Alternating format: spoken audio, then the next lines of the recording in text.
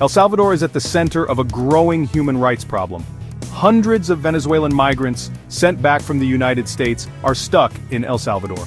These people, many running from hard times and dangerous political situations, tried to find safety in the United States. But, because of new rules about immigration, they were sent to El Salvador.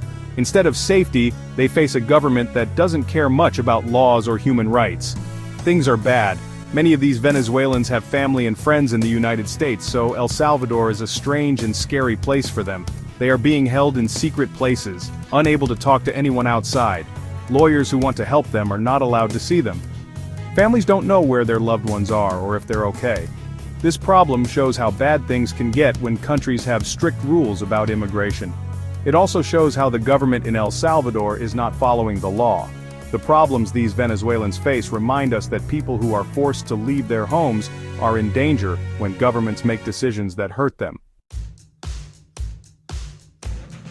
The government of El Salvador is not being honest.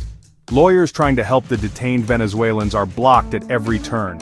They can't get into the detention centers and no one answers their questions. No one knows who is being held, where they are, or why they are being held. This secrecy makes things worse. Without being able to see their clients, lawyers can't help them or fight for their freedom.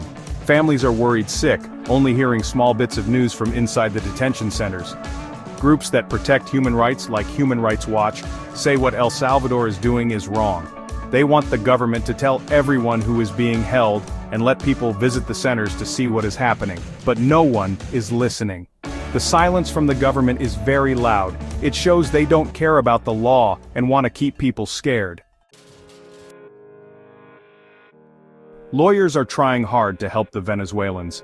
They have asked the Supreme Court of El Salvador to let the detainees go free. They are using a law called habeas corpus. This law says that everyone has the right to go before a judge and hear why they are being held, but the government is ignoring the law. The Supreme Court, which is supposed to be fair and independent, is now quiet. This is very worrying because it shows that the government is taking too much power. This is a big problem. The detained Venezuelans have no one to help them. They are trapped.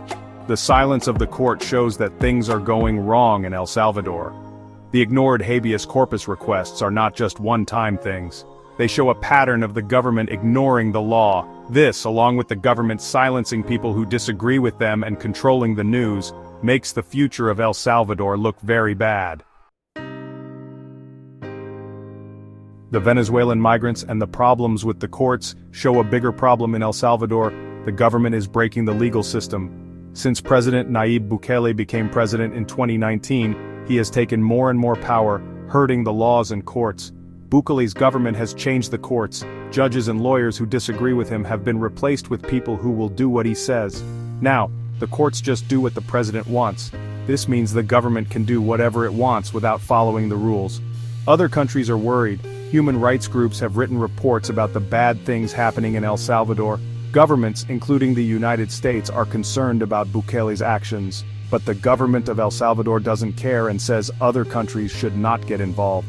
Ignoring human rights has serious consequences. It breaks the rule of law. It makes people not trust the government. It scares people who speak up. What's happening in El Salvador shows how easily a government can become dangerous and why we must always protect our rights. Other countries need to make El Salvador's government follow the rules and protect everyone's human rights.